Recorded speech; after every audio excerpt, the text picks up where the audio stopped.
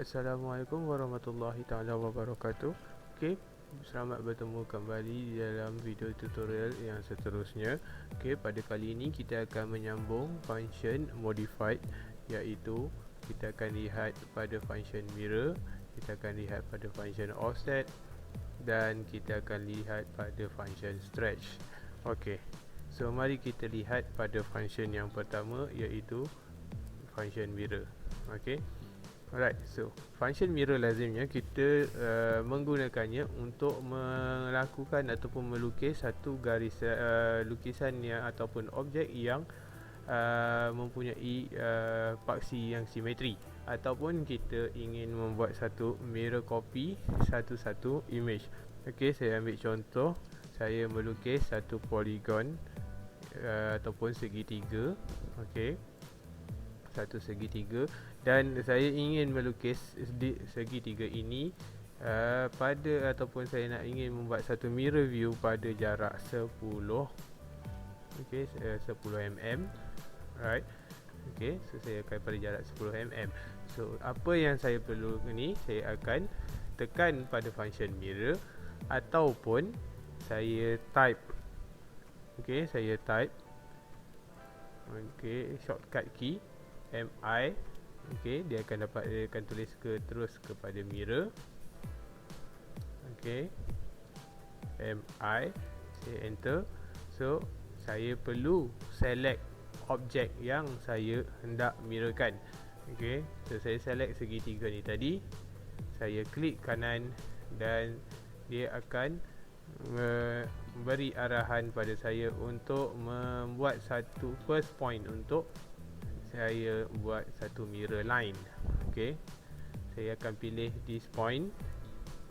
Okey, dan jika anda dapat lihat, bila saya klik untuk yang pertama, okey, dia akan terus memberi gambaran objek yang saya ingin mirrorkan tadi. Okey, yang ini saya menggunakan mode auto. Okey, auto mode yang membenarkan saya hanya pada darjah pada degree 90 darjah ataupun 180 darjah. So kalau saya ingin tukar kepada polar, so saya juga boleh, saya tekan F8 untuk setkan kepada polar. So dia boleh mengikut angle ataupun degree yang kita mahukan. Okey, kita boleh mirror buat mengikut apa yang kita inginkan. So saya kembali kepada auto mode dan saya akan klik pada second point yang kedua, dan bila saya klik pada second point, dia akan menanyakan saya sama ada saya ingin memadam ataupun tidak objek yang saya mirrorkan tadi. Okey, jika tidak, kita akan klik pada no. Kalau kata kita nak padam, kita klik pada yes. So kali ni saya kata saya nak ada juga objek yang sebelum ni, saya klik no. So ini adalah salah satu objek yang telah saya mirrorkan pada jarak yang sama. Okey, pada jarak yang sama. Alright, so ini adalah salah satu function mirror. Okey. So function yang kedua yang kita akan lihat dalam modified column adalah function offset. Okey, dia terletak di sini, function offset. Okey, offset pula berfungsi untuk kita memudahkan kita melukis satu garisan yang selari pada jarak yang kita hendaki. Contohnya, saya ada satu garisan polyline dekat sini. So saya nak membuat satu garisan selari. Okey, selari dengan garisan ini pada jarak 10. So saya akan klikkan pada button offset. Okey, dia minta kita pertama untuk menentukan specified distance. Apakah distance yang kita perlukan? Tadi kan saya cakap kita nak distance 10, so kita typekan 10. Okey, kita typekan 10 distance, kita enter, dan kita select objek yang kita ingin offsetkan. So kita select polyline ni, dan dia akan bertanya ataupun dia memberi arahan supaya kita memilih bahagian mana yang kita hendak offsetkan. So untuk yang ini saya ingin offsetkan di atas. So secara tidak langsung anda dapat lihat dia terus memberi dia terus memberi gambaran preview objek yang saya offsetkan tadi. So 10. Saya akan klik dan dia akan ada offset. So jika saya ingin offsetkan lagi, so saya akan klik pada objek dan saya akan pilihkan bahagian yang saya ingin offsetkan. Ini salah satu function offset.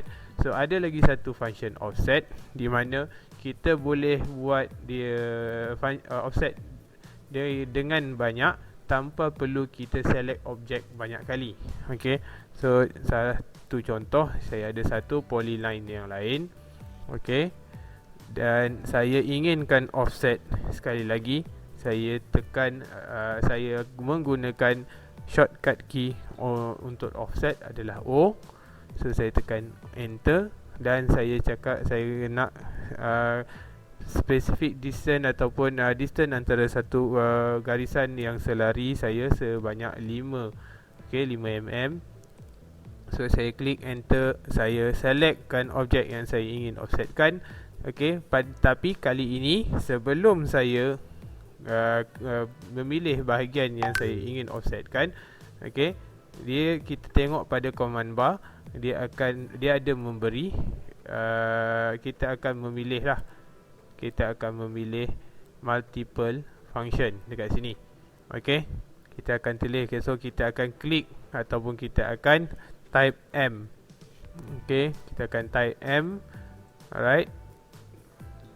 Untuk kita memilih multiple, kita akan enter, maka kita akan ada offset yang banyak ataupun tanpa kita memilih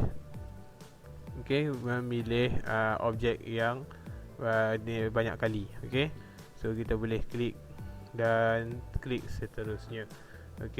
So jika kita ingin exitkan this function, kita tekan enter dan kita tekan enter lagi sekali, kita dua kali enter. So kita exit this function. Itu function yang kedua untuk offset.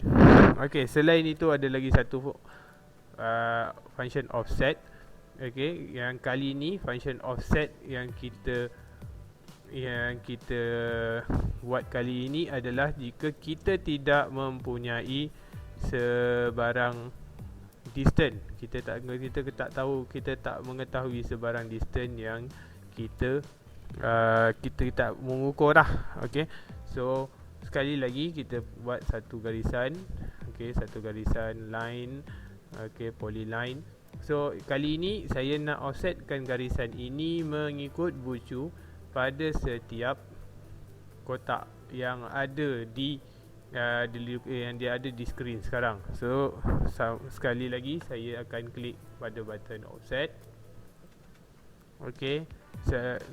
Sebelum ni kita mengetahui distance. Tapi kali ini kita tidak mengetahui distance tersebut, akan tetapi kita boleh lihat pada command bar. Kita boleh melihat pada command bar dan kita memilih function true. Yang ini akan memberikan kita kita type T. Dan kita select objek yang kita ingin offsetkan. Dan kali ini dia akan memberikan kita di mana, ataupun dia akan bertanyakan kita di mana point specific true point ataupun specific true point yang kita ingin offsetkan. So kalau kali ini kita kata kita nak bucu ni, kita akan klik. Dan kali ini kita akan klik lagi sekali untuk klik yang bucu yang seterusnya. Untuk function ni juga kita boleh buatkan ia multiple. So kalau kata kita klik lagi sekali, kita akan typekan M. Kalau kita typekan M, kat sini kita akan typekan M untuk mengaktifkan function multiple tu tadi. So kita type enter. So kita akan dapat multiple point yang kita ingin kita nak lah. Alright. So ini adalah salah satu, ini ya function yang digunakan untuk offset. So lazimnya function offset yang ini kita gunakan untuk kita memudahkan kita melukis pandangan sisi, pandangan pelan dan juga pandangan hadapan. Okey. Okay, so next function kita akan lihat pada function stretch. Okay, so stretch digunakan untuk kita menarik ataupun memanjangkan satu-satu objek itu tadi mengikut distance yang kita perlukan lah. Okay, so seperti contoh saya di screen, saya mempunyai dua objek yang mempunyai sama panjang. Okay, so ini saya ingin membezakan function stretch tadi. So kita aktifkan function stretch dengan mengklikkan kepada butang stretch, okay, di dalam modified ni, ataupun kita type S untuk stretch. Okay, kita enter. So dia menyuruh kita untuk memilih objek. Okay, untuk memilih objek kali ini dia bukan sama macam memilih objek yang sebelum ini. So kita perlu memilih objek yang kita ingin stretchkan hanya separuh sahaja. Okay, hanya separuh sahaja. So kita pilih separuh. Okay, kita klikkan. Okay, and then kita klik kanan dan dia nyatakan untuk base point untuk kita panjangkan tadi. So saya pilih this base point ataupun reference point di sini. Saya klikkan, maka dia kita boleh panjangkan lah, ataupun kita boleh type mengikut panjang yang kita hendak. Kalau kita kata saya nak 3 lagi, so dia akan tambah 3 di sini. Okay, dia akan panjangkan lebih 3 di situ. Okay. Okay, untuk function yang ini, okay, untuk function yang ini, function stretch, anda perlu ada satu, kita katakan dia sebagai titik ataupun satu objek yang dikatakan sebagai reference object. Okay, okay, saya contoh. Kalau saya menggunakan, kita masuk kepada button ataupun function stretch ni tadi, kita select object. Okay, apabila kita select object, so kita kena, okay, kita kena ada satu objek yang menjadi reference ataupun menjadi anchor untuk satu ataupun untuk objek tersebut. Okay, contohnya kalau yang ini saya jadikan kotak yang ini, okay, menjadi satu anchor ataupun reference point saya. Okay, alright, so saya selectkan sampai ke sini. Saya klik kanan dan saya klik pada untuk extendkan. Okay, apa yang akan terjadi kalau kata saya select saja semua objek yang ada pada sini untuk di stretchkan. Okay, saya tengok, anda boleh lihat saya masuk function stretch, saya type S, saya select objek. So saya select ke semua objek yang ada. Okay, tadi saya select kecuali kotak yang belakang ni tadi. Okay, tapi kali ni saya select semua. Alright, saya klik kanan, saya minta dan diminta untuk ada satu base point. So saya klik kat sini. Okay, anda boleh lihat dia tidak jadi ataupun tidak stretch, tetapi dia dah jadi macam move. Okay, dia dah jadi function macam function move. So dia tak ada satu titik ataupun anchor yang dapat kita panjangkan dia. Okay, yang ini adalah yang perlu kita hati-hati ketika kita melakukan stretch ni tadi. Okay, alright. So untuk video kali ini, okay, mungkin kita akan sampai di sini saja. Untuk video yang akan datang, kita akan cover lagi beberapa function yang lain seperti array. Okay, kita akan cover pada function fillet dan chamfer, dan mungkin kita akan cover pada function explode ni tadi. Okay, alright, sampai di sini saja. Okay, semoga kita berjumpa lagi. So stay safe, stay at home.